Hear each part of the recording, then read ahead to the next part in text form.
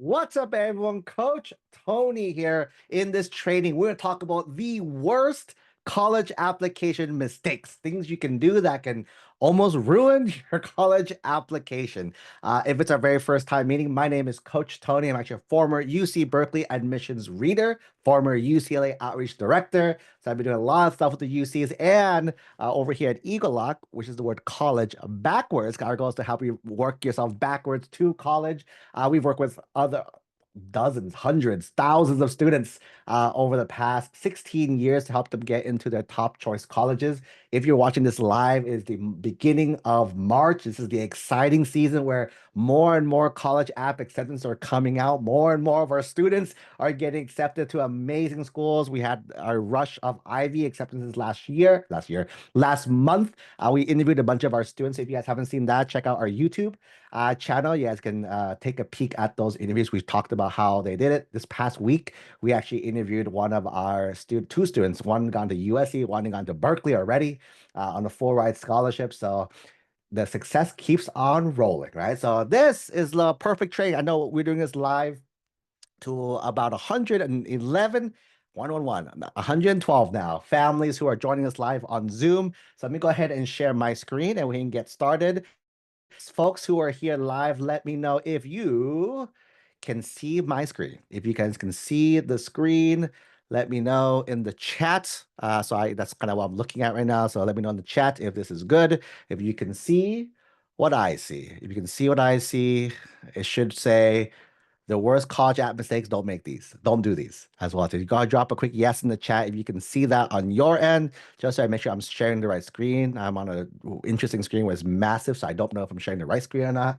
Is usually it's looks like the answer is yes. Awesome, fantastic. Thank you, everyone. So quick little things, housekeeping, and drop your year in the chat. People are doing that. If you have questions along the way, go ahead and drop it in the chat in the Q&A box. I mean, after we'll do some Q&A at the very end. If you guys are watching the replay, yes, this call is recorded. Yes, you can get the replays. Yes, you can get my notes as well within 48 hours. So stay tuned for that there. A few quick announcements before we officially get started for today. Number one, if you guys are interested, every week we launch a private newsletter telling families what they should be working on that week, some updates on scholarship information as well too. If you guys want to go to collegeadmissionsecrets.co every Tuesday, I'm dropping the chat for you guys. Every Tuesday we launch it. So if you're watching this live on Monday, it'll be in your inbox tomorrow morning.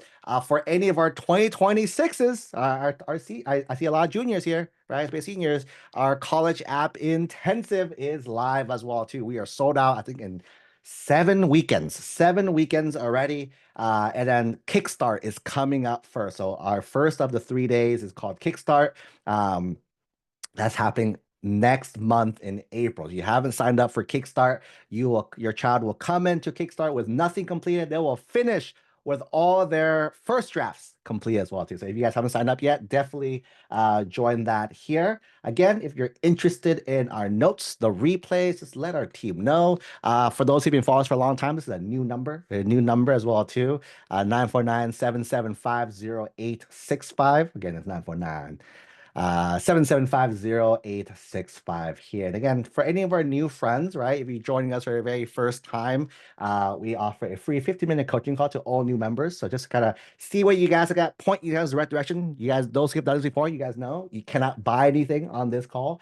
I just want to help you guys point you in the right direction first. And if you do want to get started, you let us know. But if not, we just want to point your family so you guys can kind of make sure you guys are on the right path itself. Okay, so let's go ahead and jump straight in to the topic for today, the worst college app mistakes. Don't do these.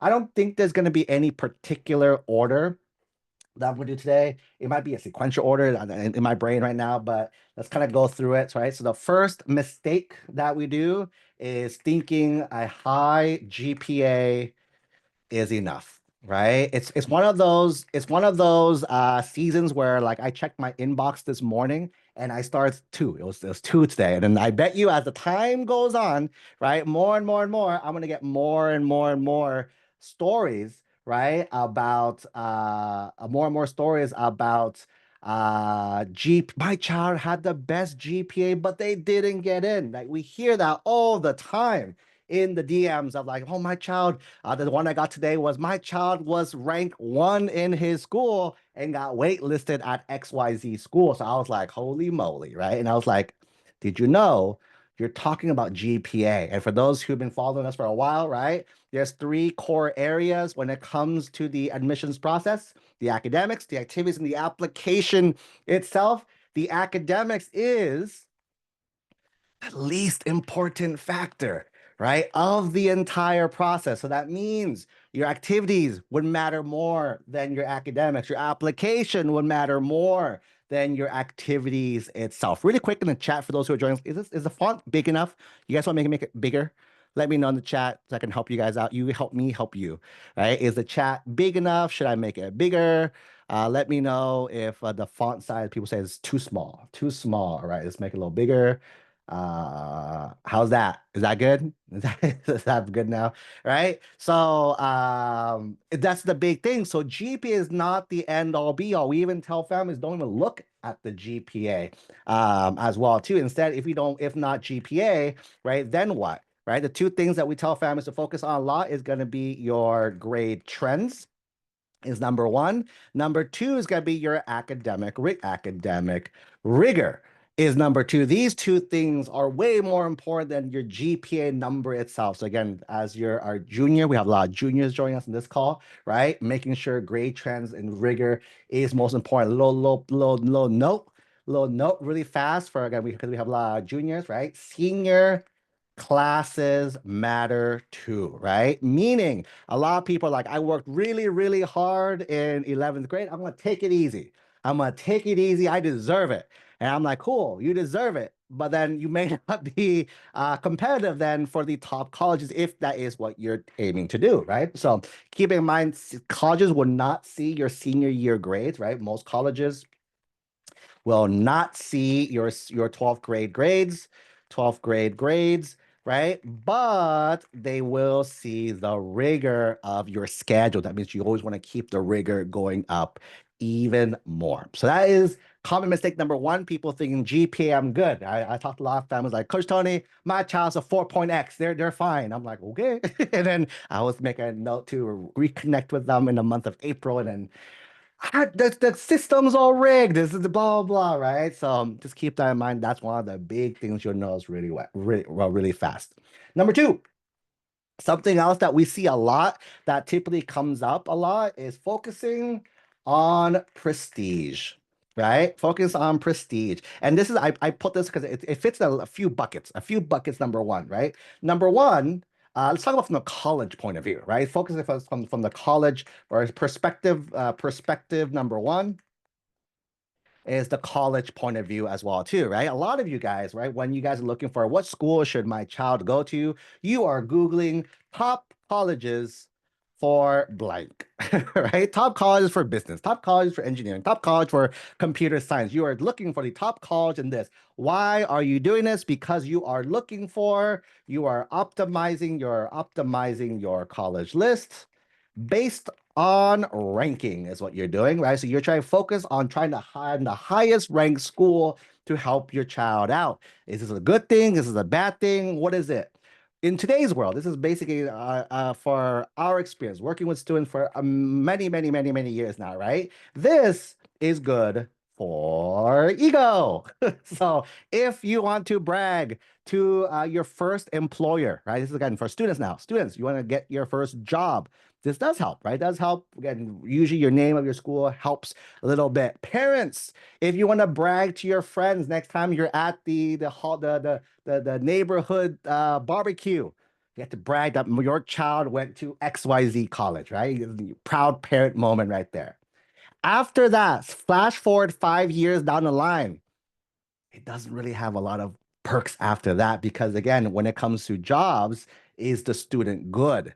Right now, skill set kicks in and say, are you good? Because no matter what school, if you graduate from Harvard, if someone graduated from Harvard but they cannot do a job, you probably won't last too long anyways, right? Parents, how long can you brag that your child went to X school, right? So there is a natural ending point. So for us, Ranking, again, it is important. We tell our students, right, keep ranking, right, top 10 factors, right? So again, it is a factor. We are human. We like ego. We like feeling good. I'm proud that I graduated from Berkeley, the #1 public university in the world.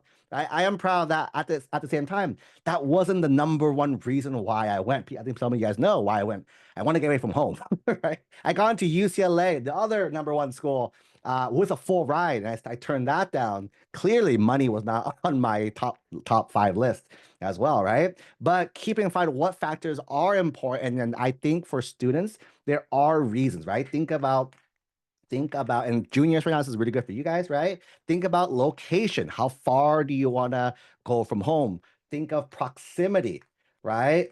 Proximity, right? You want to stay close to home, you want to go far from home. You want a school on the beach, Santa Barbara, right? You want a school in the middle of kind of nowhere, right? Merced is the middle of nowhere, right? You want a big spread out school like Davis. You want a school that's built up like Berkeley. So every school is a little separate and different as well. So you want to go East Coast, then consider the Ivies, consider a lot of the other schools. So it's tons of a lot awesome things to do about.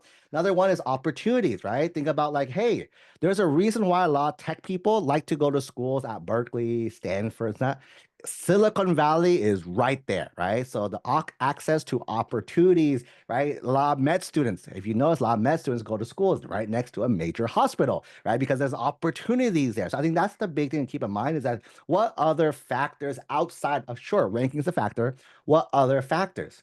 The other perspective I'll talk to you guys about is about activities, right? Because what tends to happen, and this is more for, we have some ninth and 10th graders here, right? One of the questions that we get asked a lot is, Coach Tony, this summer we got into X program. Should we do X program, right? It's typically by a fancy name college and this and that. Should I do that, right? And again, if you are simply going to do that because of the name of the school, you are going there because of the prestige of the name of the school, right? Again, is that a bad thing? Is that a good thing?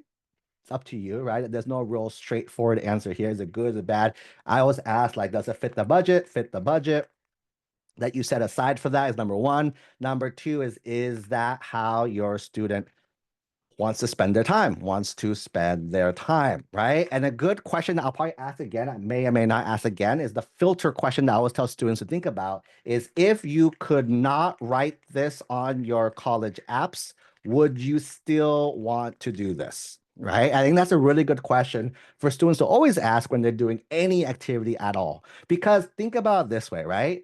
If we're doing everything only for the college apps, what's your reason, right? When the college asks you, why did you do that? You don't really have a reason. The only reason you have is because it's for colleges, right? Versus, let's say a student is doing something because they truly care, they love it. This is who they are. I was talking to a student the other day. Art was like her thing, right? She loved art. That's all she does all day long. Awesome. Let's do more art because regardless, and if I told her, hey, if you keep doing more art, keep doing it, but I won't let you put it on your college apps. Would you still want to do it? And then that student was like, yeah, for sure. I was still, and that's the mentality we want because everything you do will look good for college. Keep that in mind. Anything you do will look good for college. The key here is the why, not the what. Because at the end of the day, whatever program you're gonna do, other kids are doing the same program, right? They're gonna talk about the same things as well, too. So the thing about the program is not the program itself that's special, it's the student and the impact of that on them. That's the big key. Okay, so that's #2, focusing on prestige, right? Factor #3, another big mistake I see. We're going to jump to choosing the wrong recommenders, right? So some schools, right, will ask you for letters of recommendation. This is a lot really big in the private schools. Private schools, Ivy level schools, they're going to ask you, hey, you can submit 2 to 3 letters of recommendation. And guess what people do? They tend to, let's go find a fancy professor or CEO to write me this letter, right? Is what people usually do, right? Oh my goodness, I did research with this person. I talked to them 1 hour a month, right? Let me have them write me a letter of rec. And they're and going back to level, they're focused on the prestige, right? The title of the person. Realistically, As a reader, I have no clue who people are, right? When people write, this is me, I am blank, I'm like, cool. That doesn't tell me anything about you, right? Again, you can meet anyone you want in today's world. There's LinkedIn, there's Facebook, social media. I can meet anybody and talk to anyone and have them say something nice about me. Very easy. The key though is how impactful can this be? Can this be, right? As well, too. If someone just barely knows you, what they're probably not gonna write a bad letter, right? Because rare in the time I read apps, I always read only one bad letter, one person they don't recommend, which is funny. But majority of people, they'll always say nice things about you, right? People will always say nice things about you. However, right? The biggest issue with letters of recs is that they always say nice things about things that the reader already knows. That's the big mistake of letters of rec, of that they're saying, oh my goodness, Johnny is super smart. Pleasure to have in my class. I look at Johnny's grades. Johnny has straight A's. I'm like, okay, verified, right? The letters of recs are not to verify, right? The letters of recs are to share new information. That is the key of this, right? Laser rec is not to verify. I'm not vetting if you actually did the sports or did the volunteer hours or worked here or did that there. I don't really care about that. I trust that you do because you signed an agreement at the beginning of the doc, at the beginning of the end, by the way. It says everything here, full of integrity, everything is true. So I already assume that's true because again, why would you lie to us, right? Is number one. Then so the letters of rec are supposed to add new information, not already state what's already been said. We want to say new information, things outside of the application, right? Things, right? Things that the reader may not have already known about the student. That's kind of stuff you want to make sure you include in the letters of recommendation, right? Typically, a little pro tip for everyone. Pro tip, they're typically not your 12th grade teacher, right? Because you just met them. By the time you submit this, you just met them for like a week or a month or 2 months max, right? It's typically a younger grade teacher, right? 9th, 10th, 9th, 10th, 11th grade, who've seen you, someone who's been with you for a while, right? That's usually how it typically is as well. Okay. It doesn't have to be a teacher. Doesn't have to be a teacher, right? Just someone who knows you is the key. We actually have a training on Lesurrect of like exactly how to ask for it and everything. If you guys want that, let our team know. They'll grab that for you as well. Okay. So that is mistake number 3. Mistake number 4. It's a silly one. It's a silly one, but it happens every year, right? Missing deadlines as well too. Keep in mind that there is a date. Colleges will not, right? College apps are not like your homework, right? Or tests, right? You can't make it up. You can't submit it late. Okay. Can't submit it late. Can't make it up, right? You need to apply early. A lot of people forget this. And even though there's other deadlines too, like, hey, submitting test scores, submitting this. Each part, if it's incomplete, incompletes usually means no, right? It's so competitive nowadays that if you don't have everything they're looking for, why should I even consider you? You can't even follow directions, as that's kind of the logic of admission people, right? If you can't follow directions of like, I want this, this, and this, then you're not going to do it, right? How do I know this? Happened to me. Happened to me. I for one of the IVs, I forgot to submit my test scores to one school. Auto reject really early because I didn't finish my app. So I was like, oh, lesson learned. That's how I always learn to always meet my deadlines now because of that, right? Is it so don't miss your deadlines. A pro tip here's for like our coaching families and for everyone else. If you want to follow our deadlines, we have our own internal application deadlines for our own students, right? We do this to ensure that you are done way ahead of schedule, right? So if any of you guys are doing early action schools or early deadline schools, your deadline or our students, right? But for anyone else, feel free to copy it. October 1st, right? Be done, submit it October 1st.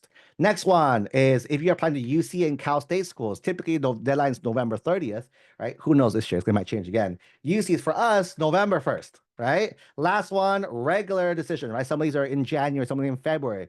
Be done December 1st. Once you follow these three deadlines you submit by this time, you don't have to worry. You don't have to worry about anything else. You're gonna be fine. You're good. Realistically, how much can you switch in like 2, 3 weeks? That'll make a significant difference. Not much. Assuming you start early, of course, right? Assuming you start early. That's gonna be the big one. Okay. Moving on. Number five as well too, right? Next one is not explaining inconsistencies or gaps.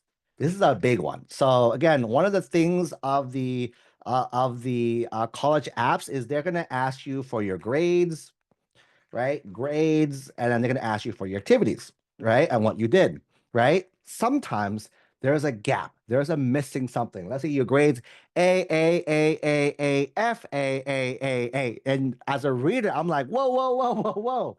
What happened to that F right there? Right? There's an inconsistency right there because it's a random F. Or hey, your activities, you did 20 hours, 20 hours, 20 hours, 0, 0, 0, 20 hours. 20. I was like, whoa, whoa, whoa, whoa, whoa. What happened in these 4 weeks? Because it's empty. And a lot of students skip it because they think it's not like needed to explain the situation. Keep in mind, right? Readers do not get to talk to you, right? The reason why it's fun talking to a lot of families, again, especially if you haven't booked the free 15-minute coaching call with our team, go ahead and book it, right? But the thing it's really fun is that we have to ask questions, right? Hey, tell me more about that. Wait, we got a bad grade? How so? What happened? Oh, that makes sense. We can understand the story of what's going on. Keep in mind, a reader, they can't ask you. I can't assume. Readers can't ask. Readers cannot assume either. We can't be like, oh, he's probably was sick for a few days. That's why his grades were 0. We can't assume that either. So readers don't know. You need to tell them everything so that if they are reading like, oh, that part explanation, right? There's going to be sections on the apps, right? On the app for additional comments. That's what this section is used for. Any grade inconsistencies, if grades were a little off, if activities little gaps or something, you can share that on these specific areas, right? So, for example, one of my students, he had a really bad fall semester of sophomore year, right? Really bad, whatever. So, but after that, grades were straight A's. I'm like, huh, what happened there? He was in the hospital. But if he didn't say he was, like, it wasn't his essay, so they understood that. But let's say he didn't talk about it in his essays, then they wouldn't know, like, wait, why is grade so low? And as a reader, right, keep in mind the kind of the rule in your head, right? Rule of thumb, right? Rule of thumb is that if you cause doubts in the reader, right, a maybe equals a no, right? Meaning if I can't justify every single yes I recommended when I was a reader at Berkeley was solid. Yes, yes, yes. No students who was a yes, maybe like maybe not, right? There was no question that they were a yes. So you want to cause no doubts.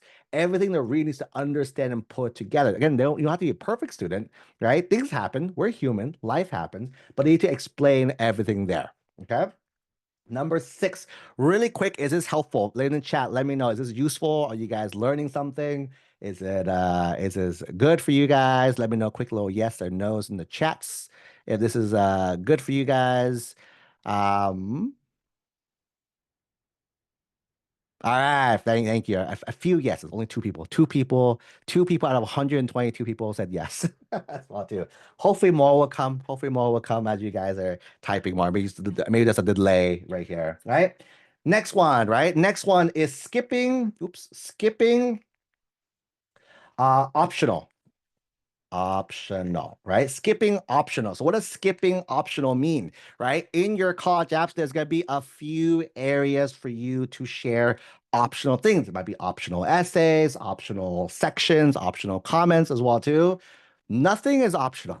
So in your head, nothing is optional, right? So what you want to do is you always want to add more value to your application, right? Share something so the reader can understand. Again, going back to the last rule, I don't know you, right? I don't know who you are. You're a random stranger. I'm supposed to put together a profile for you in like 4 minutes or less, right? Really quick. I'm like, yes, solid, right? So I make your whole life decision on you. So you give me everything. Nothing is optional. You always want to share with the reader so they know who you are and what you're looking for. Okay. Number 7. By the way, I have 12 little teaser. I have 12 things, so you guys can count down with me. Right. Next one. Writing generic personal statements or personal insights, right? Depending on college as well, too. Right. What does generic means? Generic means anyone can copy and paste it, meaning if I took what you wrote and put it on another student, it would make sense. If I took what you wrote and copied it to another student, it could pass, right? So if you told me I played soccer, I kicked the goal was great, I was happy, the end. I bet you, right? For John who's here, I can put it on John's application and still work, right? For Sarah here, I can put it on Sarah's app and that can still work as well too. The thing about these personal, again, the key word is the word personal statements, personal insights, right? Personal means you as in the student, right? The student themselves is the you of this story. So what you want to do is you want to focus only about the student, no one else, right? So what you want to do, right? A little tactical tip for you guys, right? Every sentence in your personal statements or your personal insight questions, use the words either I, me, or my. I, me, or my. If you use I, me, or my in in every single line, you're talking about yourself, right? There's never a sentence. I have not there should be no sentences that are not about you, right? There should be no sentences that are not about you, right? So, and if you do, if you're like, no, I think so, I'm like, cool. If you take it out, could that still make sense? And do I still learn about you, or do I learn about you? And that's the key. And I think a lot of students, again, this the reason why this is such a different writing style that students are used to in school, that you want to focus only on yourself here. Okay. Number 8, right? Not showcasing metrics or impact, right? This is specifically in the activity section, right? Is the specific here, right? In the activity section, a lot of people write too much like a resume, right? And which kind of is a resume, but if it's too much like a resume, like, well, here's what I did, right? Rather, I don't really care, not really about what you did, but more, tell me more about who you are. That's the big difference here, right? So in terms of like the who, right? The metrics are really good. So let's say, for example, I say, I won a tournament, right? Won a tournament. Is that good? Is that bad? Right? I don't know. Is that good? Is that bad? I don't know, right? Let's say you say that I won second place at a tournament, right? Better, right? I know you won second place, but do I know the context? Not really still, right? Is that a big one, small one? Because if it's two people, you got second place of two people, you got last place, right? Versus if I still say I won second place out of 8,000 competitors, right, at national tournament. Ooh, right? When you read this sentence and you read this sentence, it's the same concept, but it's way different. This one has way more metrics than it does than the first one, right? I can put things in perspective now, and that's kind of one of the key things, right? Impact and perspective, right? How many people did you impact? I went ahead, I talked to a student just now that I volunteered at a food shelter, right? Cool. That's a statement, right? I can tell you did that. Now, impact, right? What's the impact? What's the thing? I volunteered at a food shelter, right? And served and helped serve over 2,000 people. Ooh, big one, right? Volunteered weekly at a food shelter, right? Shelter and helped serve over two and 10 people, plus managed, right, a team of 12 students. Ooh, right? So you see how each thing gets you more. I can tell the impact of the student. I can tell the metrics of the student. That's kind of the key when it comes to the activity section itself, right? What number am I on? Number 8. I'm on number 9 now. All right, speeding up. I'm speeding up, you guys. You guys don't fall asleep. Number nine, right? Number nine is gonna be submitting a prompt, an essay that doesn't answer the prompts, right? This is a silly one, I always say, but it's something that happens every single year exactly, right? So a lot of people, so if you guys look at, to break it down, if anyone's applying to private schools, you're probably going to use the common application, which uses the personal statement. Any of you guys who are applying to the UCs specifically, they have their own special app, the UC application, right? They ask for a personal insight. That's the specialty, right? As well too. For the personal insight, there's 8 topics you can pick from. The personal statement, there are 7 topics you can pick from, and it doesn't really matter which one you pick for either of these, right? I have our thoughts, but we have it in a different training of which one you should pick as well, right? But for the purpose of this call, doesn't really matter which ones you pick here, right? So the key is, right, you want to address the prompts. What people tend to do, and this is because you guys, some of you guys are applying to a lot of schools, right? Because you guys are applying to a lot of schools, you're just copying and pasting, right? You're copying and pasting as well, and you're not changing at all, or you're not even answering the question, right? And then one of the things you keep in mind is most prompts have multiple parts of the question as well. And you want to make sure you answer every single part there. So for example, right? Example is the UCs have a prompt that says something like, how have you impacted your community? I think that's the prompt. Let's actually, let's look it up real fast. No, I don't look wrong. Prompts, right? There's a prompt that says, how, here we go. What have you done to make your community a bit? That's prompt number 7, right? So if you guys are into the UCs, this is one of the prompts. All right, really quick in the chat, right? How many parts are there to this prompt in the chat? Go ahead, drop a number. How many parts, how many questions are there in this prompt? That's the top about. How many questions are there in this prompt? This is the UC prompt, is number 7. In the chat, let me know how many questions are there in this prompt. Some people say 1, some people say 2. So 1s and 2s. I see 1s and 2s a lot, right? As well too. So it looks like, and by the way, spoilers, if you said school or community, that's 1 because or is the or, right? So part 1, so let's answer it first, right? Part 1, right? So the answer is 2 for those who are following along, right? The answer is 2, right? The reason why so the first part of it is what have you done, right? To make the community, school community, right? That's part 1.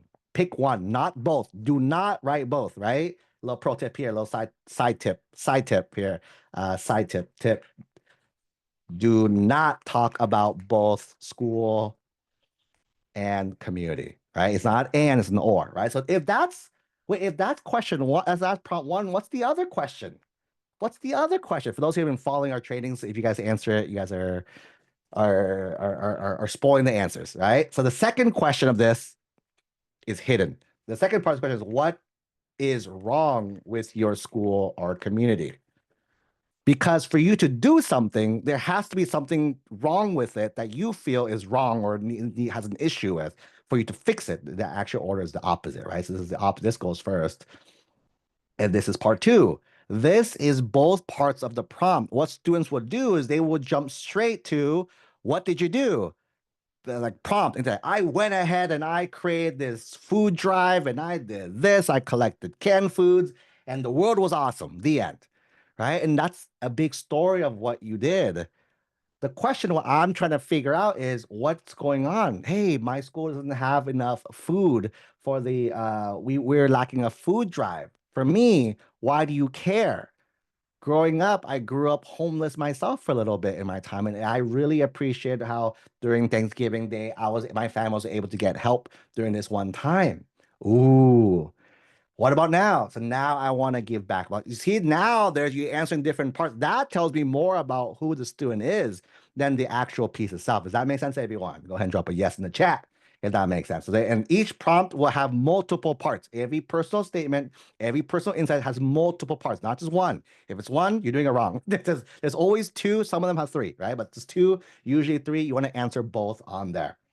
Moving on, number 10.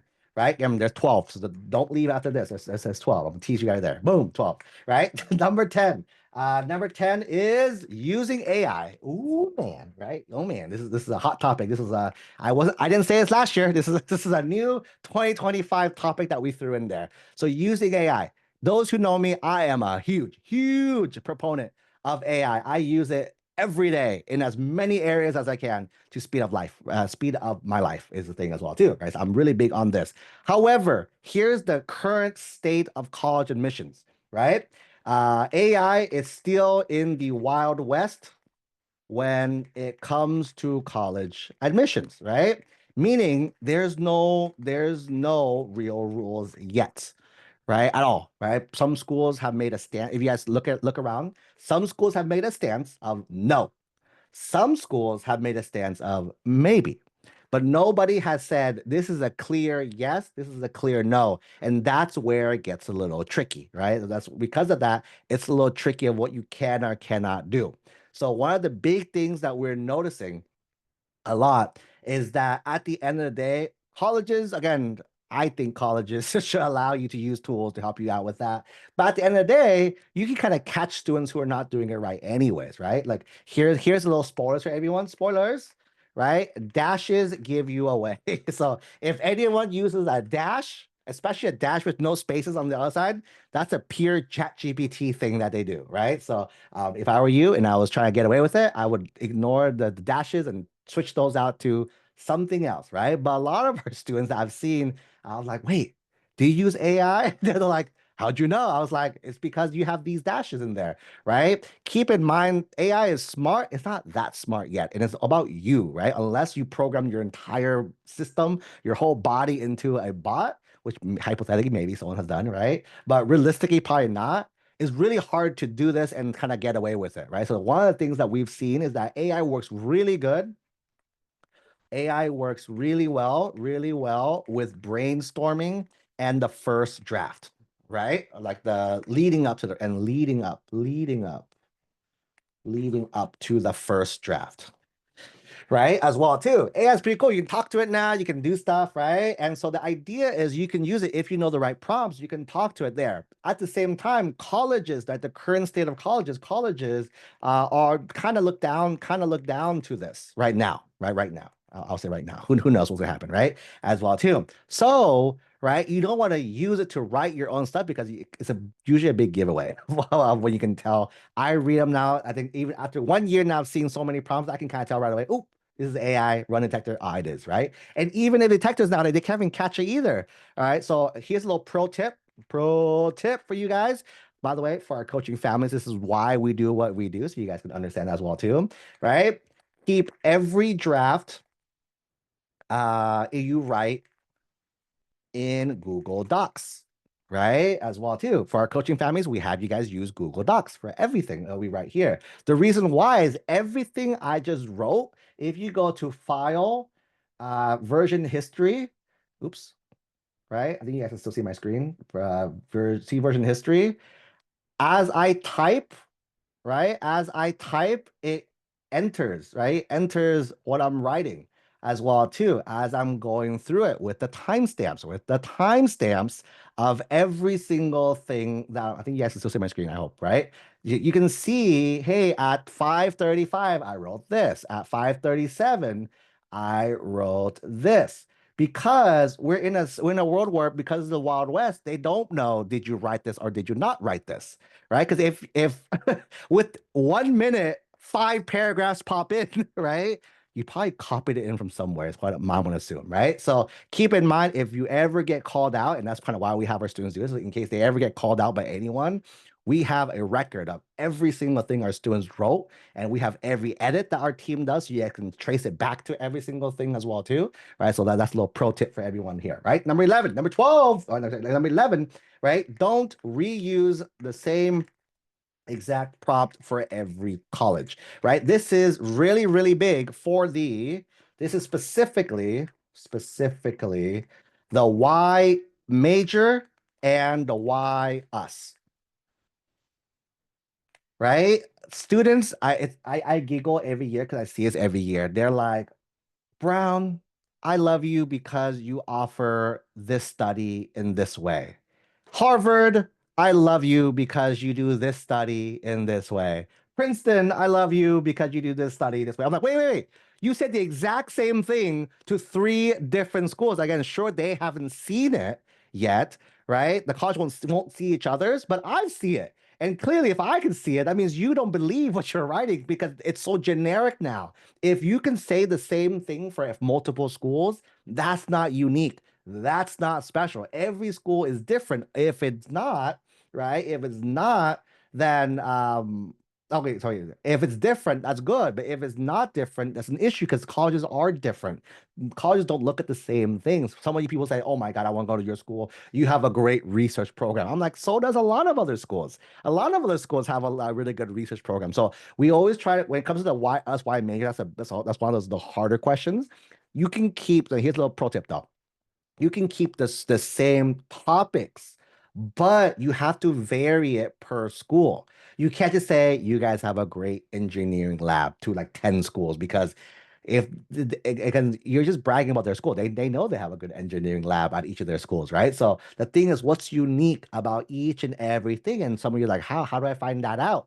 Right? We call it the 7 clicks, right? 7 clicks, right? 7 clicks means if I go and open up the web page and I see the answer you told me, it's not clicky. That's 1 click, right? If I have to click on two buttons to get to the answer that I'm looking for, that's 2 clicks. 7 clicks, I went deep, right? I had to go. Yeah, some of you guys know some of those nights you either on whatever social media platform you're on, right? You click, click, click, click, click, and you're like, wait, how do I get to this video, right? How do I get to these videos? I have a weird thing with hoofs videos, like the hoofs, horse hooves on TikTok. I don't know if you guys watch it with me, but I'm, it always pops on my feed, right? I was like, how did I get here? Who knows, right? But I got there and I'm like, wait, I triggered it by a few different steps. That's how deep you kind of want to go, right? So what's 7 clicks deep? Here's a faster way, though. Here's a faster way than 7 clicks. Talk to alumni or current students. Who knows the school better than people who actually went there? Is like, and you could ask them why they chose. Again, why work hard and you don't need to? Talk to people who've gone to sponsor. Why? Hey, why'd you pick Caltech?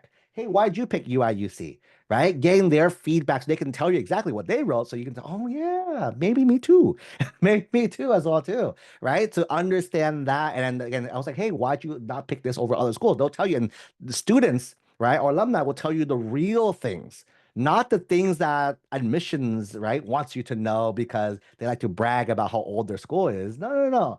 That you don't really care. No one here cares how old the building is. Maybe one or two of you guys might care how old the building is, right? But for most of us, we do not care how old the building is. I care about certain things about the program. I care about, hey, maybe the teachers here are incredible. They will go out of their way to help you out. Maybe some of you guys care about, some of you guys don't care about that, right? So every school is unique in its own way. You need to find out that unique thing is at each school. And the thing is, there's no list of them because if there is a list, then more people will say the same things, and there goes the list as well too. So this goes back to also you. Why do you care about that specific thing? That's the other big thing to keep in mind. Okay, so that is number 11. 12, last but not least, before we go, I think we have like two questions here. Last but not least is not getting help with your essays as well too, right? A lot of students, I hear all the time, I'm a great, my daughter is a great writer, right? Their English teacher got this as well too. We hear a lot of those every time around this season. I'm like, okay, as well too. And then when I come back, it's like, hey, how'd you guys do in the process? They're like, oh my goodness, it's because I have an Asian male. That's the reason why. I'm like, no, your essays were bad. That's why you didn't get in, not because of a race or gender. People always use that, by the way, little spoilers. California, a lot of you guys are in California, I'm assuming, right? California has been race blind everything for since 1996 for almost 19 years now. Race is not considered anything. Gender is not related anything, but people always complain about it because again, other pieces of their apps are not that good. But then they need something to blame though. As humans, right? We like to blame things. But if you look at their apps, you can probably find a reason why they didn't do well, is usually what I say. So usually it's the essays. That's kind of the big make it or break it factor. Every year, you guys hear us, we hear this way often because we run the largest UC group. We run one of the largest Ivy groups as well, too. We see so many students not get in despite having like a 4.8, 4.9, a crazy internship research, all these crazy things, right? And they still get rejected. And the big thing is because they're not getting help with their essay. So let me give you some free help. Let me give you some feedback really quick, right? Number one, do not write it like an essay, right? Do not use a hook, no intro, no conclusion, right? These just tell me how good of a writer you are. Good writer. Guess what the readers care about? Readers do not care how good of a writer of a writer you are. Typically, people who are the best writers tend to struggle the most. The best writers tend to struggle the most. Why? Because they're trying to make it sound pretty. As a reader, I do not care if it sounds pretty, right? I'm not judging your writing, right? I'm looking for who you are. How much does a hook tell me about who you are? How much does an intro tell me about who you are? A conclusion. It's just restating. No, I want to know who you are. That's the body. This is the body of your prompt. Start there, focus there. Another tip I kind of shared this earlier, right? Use the I, me's, and the my's. Where is it? Where's the I, be, my's? Right? Use the I. Here we go. Use the I, me, and the my's. Every single sentence should have an I, me, or my in it, right? That way it forces to talk about yourself, personal statement, personal insight, you, right? Last tip, 30-70, right? 30-70 rule. What the 30-70 rule is that what we do is 30% what, 70% why, right? What is the story, right? So a lot of you guys, hey, I did soccer. Cool. You talk about the soccer story. Hey, I did a mock trial. Talk about the mock trial case you did. I did a research paper. Talk about the paper. But all that 30%, which means if it's the UCs, right, out of 350 words, you have like 100-ish words, right? 100-ish words here, right? The personal statement, 650 words, that's about like 200 words, right? Small, to the point, not the whole thing, small. The majority is the why, right? Because how many students can have the same story? We have right now joining us live, we have 135 people watching this live. I'm recording this, right? I bet you if I ask, no, I'm not gonna do it by the way, but if I ask everyone, share me like 5 activities your child does, there's so much overlap. There'll be so much overlap that they do that you're like, cool. If Johnny and Sarah and Megan all do soccer, who has the best soccer story, right? That's not how they compare. The difference is the why. You're really answering 3 questions in this one. One is did how did this make you who you are? No, hold on. Why did you do what you do? What you did, right? How did it make you who you are? Who have you become as a result? Right? That is the 3 pieces that as a reader I am trained to look for in their prompts specifically, right? I think that's the biggest thing that I would say you guys do. And you follow this framework, you should be good. Our kids are getting in. So whatever we're doing, this is what we're doing, right? Is working really well for the families. And before we dive into Q&A, if it's okay with you guys, hopefully I delivered a little bit. Love to kind of see if anyone wants to partner up and tag team. We have a special event every summer for our seniors. So if you are or incoming seniors, if you're an incoming seniors, we have an event called the College App Intensive. Think of it as a college essay boot camp. Our goal is to help you start and finish your main essays, the personal statements, or if you plan to UCs, the personal insight questions. If you finish those, we can work on other things. But those are the main goals we try to finish first before we do anything else. Because once you get that done, the rest is easy. Those are the 2 keys. So by the time you finish it, you'll be done. There's 2 parts of this event. There's an event called Kickstart, where it's Kickstart. Kickstart is a If you guys want to watch videos of students who did that, you can check it out too. Kickstart is a 1-day event. You will start it. You come in with nothing. You'll leave the event with your first drafts completed. Bonus number one. Bonus number, not bonus, that's day one. Day number two, 2 and 3 is called Accelerator. Accelerator, you come to the event with your drafts, and then we work with you, small groups, 15 students, 3 coaches, so a small 5-to-1 ratio, and you'll work nonstop until you leave, and which is by the time you leave, you should have your personal statement, personal insight minimum done with your final draft. And if you have more time, you can work on the activities, the supplements, all the other extra things that you have, right? But if you guys are interested, is live. We are sold out in a few weekends already. Where Kickstart is virtual. We start next month in April. In Accelerator, we start in July. Some dates are already sold out. We open a new one, by the way. Spoilers for those. I haven't announced it publicly because the Bay Area sold out so fast. But we threw in another Berkeley weekend, September, if you guys want to do that. So if you guys are interested, Kickstart alone is $247. Kickstart plus Accelerator $14.97. Spots are filling up really quick. So if you guys want to join, definitely join there. Okay. That being said, let's go ahead and answer some questions and let's have some fun with everyone. So first one, question here. Have you heard of students who submitted essays? Oh, thank you for, I'm going to copy and paste to make it easier for me. Right? Boom. Oops, that's wrong. That's not the right one. All right. Have you heard of kids submitting essays that have authentically written by college things AI? Yes, right? Yes. Have you heard of it? Yes. But how we are able to defend the students is because we were able to show the receipts. That's a lingo for the kids, right? We can show the receipts of like, hey, look, here's my work. Google Docs as well too. That's why we like to be very safe. Everything we do is very purposely driven. We use Google Docs because we want to show that record trail that like can show them they're innocent, right? Because if out of nowhere you see a big blob pop in, someone copied something in somewhere, right? Is the thing, right? So except for us, we like to show ourselves. Keep in mind that we're still so early in AI tech that most of these are still bad. So a lot of the detectors and stuff is not the greatest. I was able to fool a bunch of them already. There's a few tricks to do that as well too. That's what, and I'm a huge tech geek, so I love to play around with this and kind of break it a lot of things. So I was able to figure out how to break a lot of these also. So I was able to show vice versa and the other way around. So again, don't worry too much as long as you yourself did it integritedly. Integritedly is that word?